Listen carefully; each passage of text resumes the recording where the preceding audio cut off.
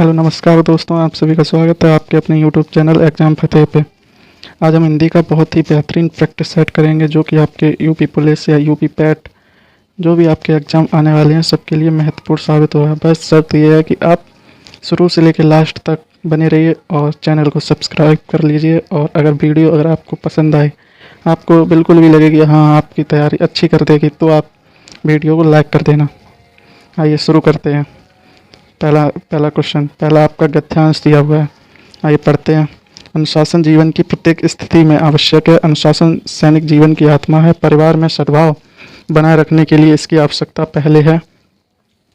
समाज और राष्ट्र में शांति और सद्भावना संबंध बनाए रखने के लिए इसकी आवश्यकता भी है। ईश्वर की सृष्टि में यदि अनुशासन नहीं है तो अराजकता फैल जाएगी और यह विश्व तुरंत अस्त व्यस्त हो जाएगा। आइए प्रश्न देखते हैं। अनुशासन किसकी आत्मा है? यहाँ पे हमने पढ़ा था अनुशासन सैनिक जीवन की आत्मा है, तो आपका राइट आंसर हो जाएगा ऑप्शन नंबर ए।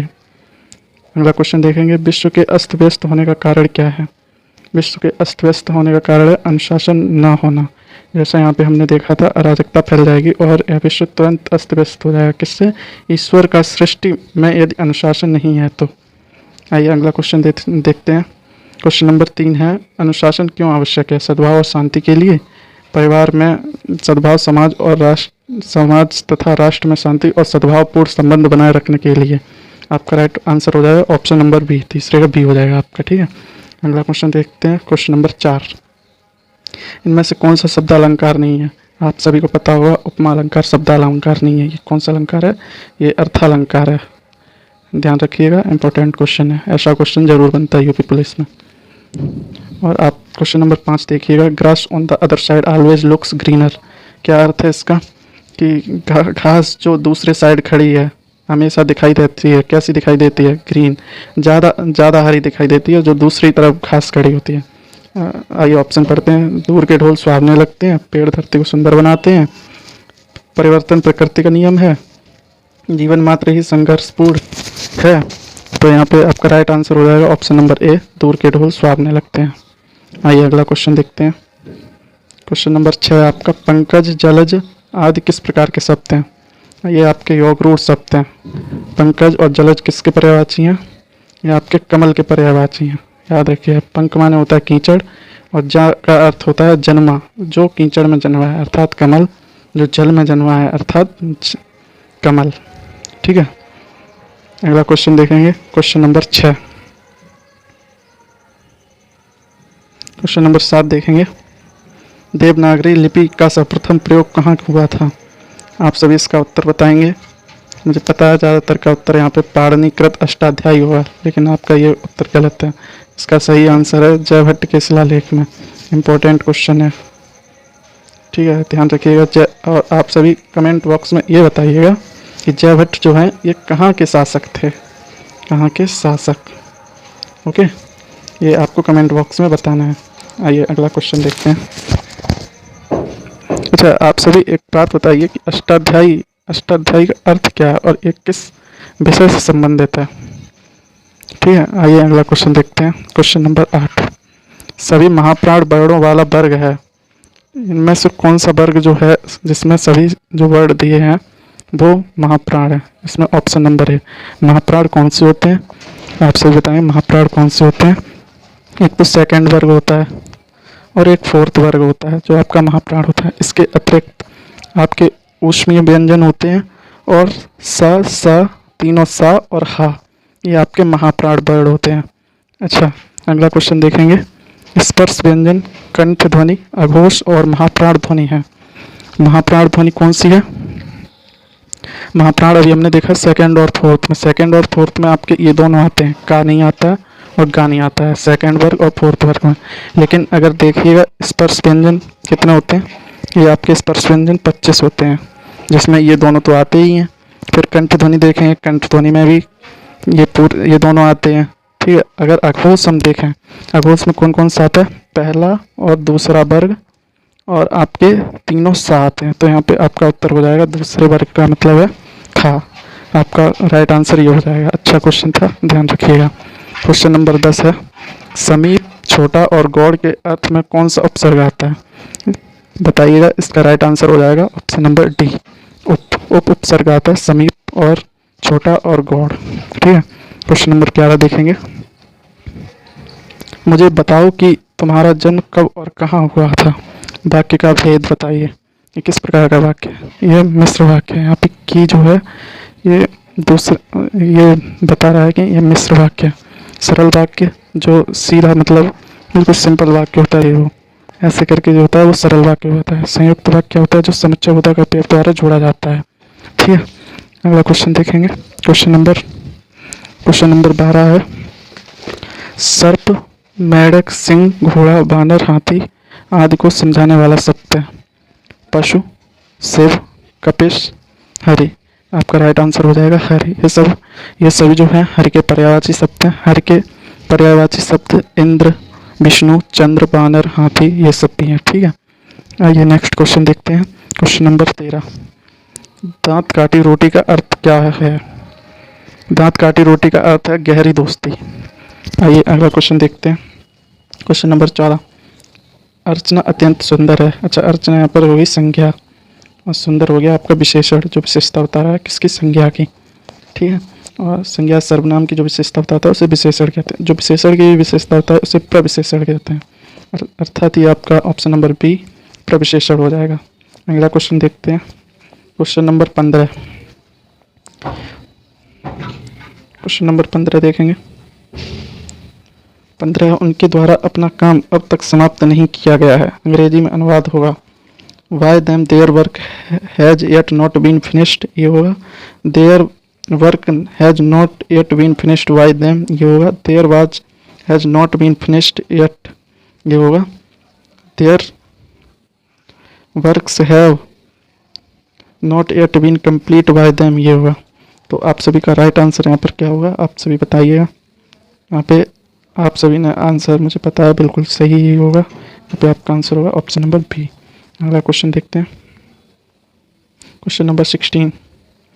निम्नलिखित में से तत्सम शब्द कौन सा है? अच्छा, तत्सम शब्द कौन सा है आप सभी बताएंगे। क्या रात है? रात का तो तत्सम क्या होता है? रात्रि होता है। बात का क्या होता है? वार्ता होता है। चंदा है, चंदा का क्या होता है? चंद्र होता है। शिखा का तद्भव क्या होता है? शिक्षा होता है। आइए नेक्स्ट क्वेश्चन देखते हैं। Question number 17। सोना शब्द का पर्यायवाची शब्द है। पन्नग है, ललित है, चित्ताकर्ष है, जातरूप है। यहाँ पे जातरूप आपका बिल्कुल राइट आंसर हो जाएगा, जातरूप। अच्छा, सोने के और पर्यायवाची कौन कौन से हैं ध्यान रखिएगा।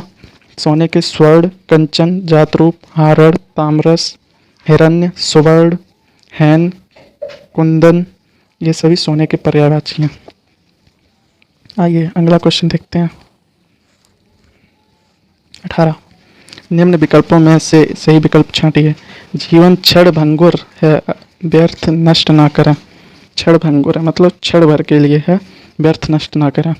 जीवन, यहाँ तो जीवन ही गलत लिखा है, ये वाला तो होगा ही नहीं। इसमें भंगुर गलत लिखा है, ये भी नहीं होगा। जीवन क्षण गलत लिखा है, क्षण ऐसा नहीं लिखा चाहिए, नहीं। अर्थात आपका ऑप्शन नंबर ए बिल्कुल राइट हो जाएगा। आइए अगला क्वेश्चन देखते हैं। 19। अनिश्चयवाचक सर्वनाम का अपादान कारक में बहुवचन रूप होगा। अनिश्चयवाचक सर्वनाम का अपादान कारक में बहुवचन रूप होगा किन्हीं से। आपका 19 का सी बिल्कुल राइट ऑप्शन हो जाएगा। आइए अगला क्वेश्चन देखते हैं। प्रत्याशा शब्द में उपसर्ग है। आप सभी को पता है जो आगे लगा होता है वो होता है उपसर्ग और जो पीछे होता है वो होता है प्रत्यय। तो यहाँ पे आपका प्रत्यय जो है वो प्रत्याशा में उपसर्ग बिल्कुल राइट आंसर हो जाएगा, ऑप्शन नंबर सी। आइए 21 का देखते हैं, इसका आंसर क्या होगा। यदि सभी राज्य सरकारों को कोई एक सरकारी पत्र भेजा गया हो तो उसे क्या कहते हैं? सूचना कहेंगे? नहीं भाई, वो तो सबके लिए जाएगी, परिपत्र कहते हैं। ठीक है, अगला क्वेश्चन देखते हैं। Question number 22।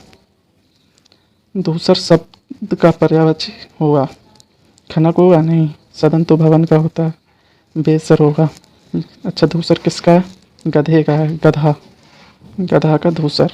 गधे के और हैं, धूसर है आपका, चक्रीवान है, गर्दभ है, गदहा है, ये सभी गधे के पर्यायवाची हैं। ध्यान रखिए, पूछा जाता है। क्वेश्चन नंबर 23 देखेंगे।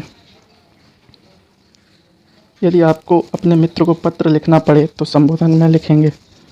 अपने मित्र को अगर पत्र आप लिखें तो क्या लिखेंगे? आदरणीय मित्र, इतनी इज्जत थोड़ी ना देनी है। पूजनीय मित्र, पूजा थोड़ी ना उसकी करनी है। महोदय इतना बड़ा नहीं है, महोदय बोलो। हाँ, प्रिय मित्र बोलेंगे, प्रिय मित्र। अगला क्वेश्चन देखते हैं। Option question number 24। कौन सा अधिकरण तत्पुरुष समास नहीं है? अच्छा, पुरुषोत्तम, पुरुषों में उत्तम। अच्छा, अधिकरण की विभक्ति क्या होती है? मैं, पे, पर होती है। ठीक है, यह इसकी विभक्ति होती है। और तो इसका अगर समास विग्रह करेंगे तो क्या होगा? पुरुषों में उत्तम। अर्थात मैं आया ना, तो यहाँ पे अधिकरण हो गया। देशाटन, देश में अटन, मतलब अटन का अर्थ होता है भ्रमण। देश में अटन, देश में भ्रमण। ठीक है, इसमें भी आपका अधिकरण हो गया। ये कुल में श्रेष्ठ, कुल श्रेष्ठ, इसमें भी आपका अधिकरण हो गया। ठीक है, धर्म भ्रष्ट, धर्म से भ्रष्ट, यहाँ पे आपका अधिकरण नहीं होगा। अर्थात आपका राइट आंसर हो जाएगा ऑप्शन नंबर डी।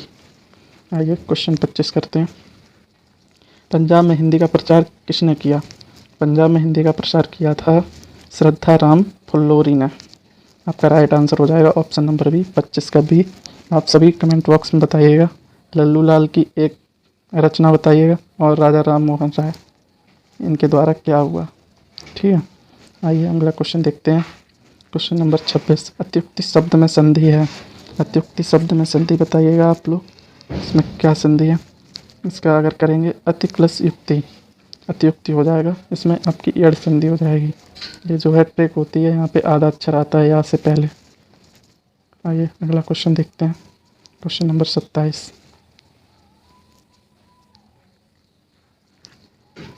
कौन सा कथन असत्य गलत है? अर्धशासकीय पत्र मित्रतापूर्ण भाषा में लिखा जाता है, सही बात है। संबोधन के लिए प्रिय लिखा जाता है, सही बात है। स्वनिर्देश के लिए आपका सद्भावी सिंसियरली लिखा जाता है, सही बात है। इसमें भेजने वाला हस्ताक्षर करके पद का उल्लेख भी करता है, नहीं भाई, ज़रूरी नहीं है कि अपने पद का उल्लेख ही करे भेजने वाला, वैसे करता भी नहीं है। आइए अगला क्वेश्चन देखते हैं। ये आपका जो है इसमें ऑप्शन नंबर डी है, ये गलत हो जाएगा, मतलब यही ऑप्शन आपका सही होगा। क्वेश्चन नंबर 28 देखेंगे। ड्रॉइंग मैन कैचेस ए स्ट्रॉ, स्ट्रॉ माने होता है तिनका, अर्थात डूबने वालों को तिनका का सहारा, गलत है। इसमें बर्तनी की अशुद्धि है, बर्तनी है। भी डूबने वाले को भगवान बचाता है, ये भी गलत है। डूबते को तिनके का सहारा, मतलब ये एक कहावत है, वो है। ठीक है, ध्यान रख के लगाएंगे। आहट, आवट, आस आदि किस प्रकार के तद्धित प्रत्यय हैं? ये भाववाचक है। आहट मतलब भाव प्रकट हो रहे हैं। ठीक है, जहाँ पे मतलब क्रिया के रूप से भाव की प्रधानता होती है, वहाँ भाववाचक होता है। अगला क्वेश्चन देखेंगे। पुल्लिंग वाचक शब्द छांटिए। कैमरा अच्छा है, पायल अच्छी है, प्लेट अच्छी है, तलवार अच्छी है। अच्छा, अच्छी लगा के देख सकते हैं। आपका राइट ऑप्शन हो जाएगा ऑप्शन नंबर ए, 30 का ए बिल्कुल सही हो जाएगा। 31 देखेंगे। हथियाना, चिकनाना किस प्रकार की क्रिया है? ये सभी आपकी नाम धातु क्रिया हैं। नाम धातु की क्रिया किस किस से बनाई जा सकती हैं? एक तो आपकी संज्ञा से बनाई जा सकती है। संज्ञा से मतलब संज्ञा से मान लो, संज्ञा से आपकी सर्वनाम से और विशेषण से। ठीक है, ये सभी बनाई जा सकती हैं। जैसे आपका सर्वनाम है अपना, अपना से बन जाएगी अपनाना। ठीक है, और जो अगला क्वेश्चन देखेंगे। Question number 32। जो शब्द वाक्यांशों, वाक्य तथा शब्दों को जोड़ते हैं उन्हें क्या कहते हैं? सभी लोग बताइएगा इसका आंसर। उसे कहते हैं समुच्चय बोधक। ठीक है, आपका 32 का डी बिल्कुल सही हो जाएगा। समुच्चय बोधक कहते हैं जो वाक्यांशों, वाक्य तथा शब्दों को जोड़ते हैं। अगला क्वेश्चन देखेंगे। Question number 33। उद्देश्य में कर्ता के साथ और क्या रहता है? उद्देश्य में कर्ता के साथ रहता है कर्ता विस्तार। आपका 33 का ए बिल्कुल सही हो जाएगा। अगला क्वेश्चन देखेंगे। भाववाच्य छांटिए। दादाजी के द्वारा अनिल को डांटा गया, तोते से उड़ा नहीं गया, अशोक ने आइसक्रीम खाई, चोर पकड़ा गया। आपका राइट आंसर हो जाएगा तोते से उड़ा नहीं गया। अगला क्वेश्चन देखेंगे। Question number 35। लज्जा किस लेखक लेखिका की कृति है? तस्लीमा नसरीन की कृति कौन सी है? लज्जा। ध्यान रखिएगा, इंपॉर्टेंट है। जैनेंद्र कुमार की आप सभी कृति बताएंगे कमेंट बॉक्स में। ठीक है, क्वेश्चन नंबर 36 देखेंगे। तेज गर्मी में चलने के कारण वह खालिस्तान हो गया। निश्चेतन, निर्जीव, मृत, अचेतन, मतलब बिल्कुल चेत ही नहीं रहा, अचेतन हो गया। 37 देखेंगे। कई दर्शकगण किसी विशेषण का उदाहरण हैं। कई दर्शकगण किस विशेषण का उदाहरण है? निश्चित संख्या निश्चित तो नहीं है, क्योंकि कई बोला है, कई ना बोलता। अगर कोई संख्या दे रहा होता तो निश्चित होता, या संख्या दी होती कि 10 हैं 20 हैं तो होता। अनिश्चित संख्यावाचक बिल्कुल सही है, कोई गिनती ही नहीं है। और परिमाणवाचक तो होगा ही नहीं, लीटर वगैरह में दिया होता है तब परिमाणवाचक होता है। आइए अगला क्वेश्चन देखते हैं। कदाचित शाम तक वो वापस आ जाएं। इस वाक्य में प्रयुक्त काल को पहचानिए। इस वाक्य में कौन सा काल है? सामान्य भविष्य, संदिग्ध वर्तमान है, संदिग्ध भूतकाल है, या फिर इसमें संभाव्य भविष्य है? आप सभी बताइएगा, मुझे पता है आप सभी का राइट आंसर होगा ऑप्शन नंबर डी। आइए अगला क्वेश्चन देखते हैं। Question number 39। नीचे लोकोक्तियाँ और उनके अर्थ दिए गए हैं, इनमें गलत अर्थ वाली लोकोक्ति का चयन कीजिए। यहाँ पे ये जरूर पढ़ लेना ना उत्साह में आंसर आपका भी गलत हो जाए। आइए पढ़ते हैं। आगे हाथ ना पीछे पगा बंधनी, बिल्कुल सही बात है, सही लोकोक्ति है। 3-13 होना ये सही नहीं है, इसका अर्थ होता है अस्त व्यस्त होना, अस्त व्यस्त। ठीक है, इसका अर्थ होता है अस्त व्यस्त होना। और एक टकसाल के डले हैं। एक टकसाल के डले हैं मतलब सब एक जैसे हैं। टकसाल मतलब जहाँ पर सिक्के बनते हैं। आँख के अंधे गांठ के पूरे, मूर्ख लेकिन धनवान। आपका यहाँ पे राइट आंसर हो जाएगा ऑप्शन नंबर बी। गलत पूछा, कौन सी लोकोक्ति गलत है? ये वाली है जिसका अर्थ गलत लिखा हुआ है। क्वेश्चन 40 देखेंगे। आप सभी ने प्रैक्टिस सेट तो कर ही लिया है, मुझे उम्मीद है आपका स्कोर भी अच्छा रहा होगा। इसी प्रकार आपके रोज़ इसी टाइम पे आपका प्रैक्टिस सेट आएगा, ये हिंदी का और जीएस का भी आपका प्रैक्टिस सेट शुरू होगा। तो उम्मीद है आप लोग अच्छे से अपनी तैयारी करेंगे और अपनी तैयारी को परखने के लिए प्रैक्टिस सेट ज़रूर लगाएं। ज़रूरी नहीं यहीं लगाएं, लेकिन हाँ अगर आपको पसंद आए तो ज़रूर लगाएं, क्योंकि अंतिम उद्देश्य तो सिलेक्शन लेना ही है, चाहे कैसे भी सिलेक्शन हो। ठीक है। हाँ, क्वेश्चन नंबर 40 देखेंगे। सख्यागमन का संधि विच्छेद है, देखेंगे।